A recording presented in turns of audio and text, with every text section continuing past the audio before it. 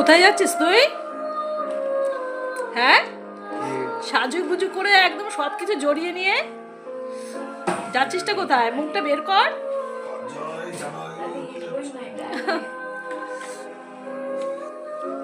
সে তো বুঝতেই পারছি কোথাও যাচ্ছে।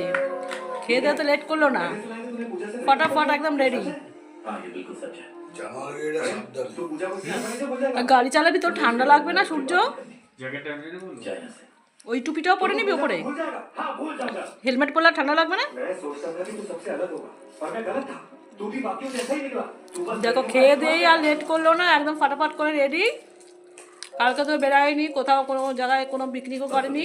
আমাদের পাড়াতেও পিকনিক হচ্ছে।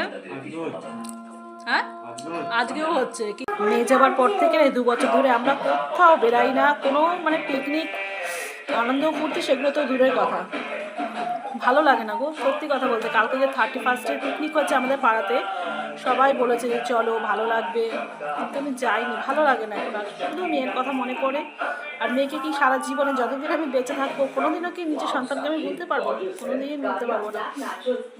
ছেলেকে বললাম যে তুই কর, ছেলেরও ভালো লাগে না। ছেলে বলছে না।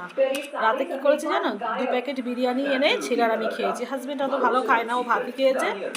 আর ছেলে আমি বিরিয়ানি খেলাম ঘরে বসে। তো কালকে 31st পিকনিক গেছে, সেটাও করেনি। আর আজকে তো 1 জানুয়ারি, বছরের প্রথম দিন।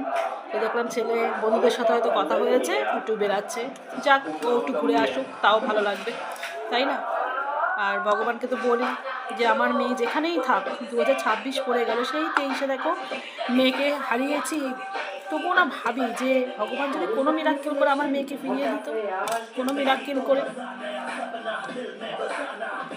যেভাবে নতুন বছর আসলো, ওরকম নতুনভাবে যদি আমার মেয়েকে আবার ভগবান ফিরিয়ে দিত, যদি আমার রূপান আবার আমার কাছে ফিরে আসতো। সবসময় ভাবি, সবসময়। তো যেখানেই থাক আমার মেয়ে, যেন ভগবান আমার মেয়েকে ভালো রাখে, সুস্থ রাখে, অনেক সুখে শান্তিতে যেন রাখে। আজকেও কিন্তু আমাদের মাঠে পিকনিক আছে, কিন্তু কোনো পিকনিক করবে না ছেলে, যাচ্ছে একটু বন্ধুদের সাথে ঘোরাঘুরি করতে। ঠিক আছে, সাবধানে যাবি আর তাড়াতাড়ি কিন্তু বাড়ি চলে আসবি, ঠিক আছে? হ্যাঁ, যাও।